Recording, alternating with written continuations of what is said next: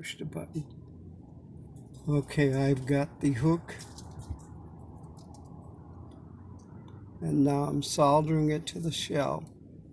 It should take about 12 seconds.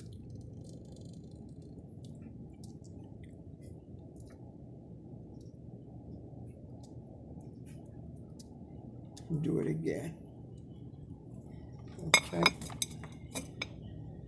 You let it sit until you start to see it flush.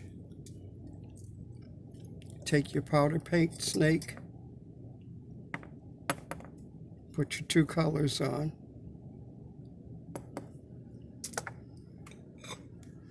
Lightly tap the back side until you see it melt.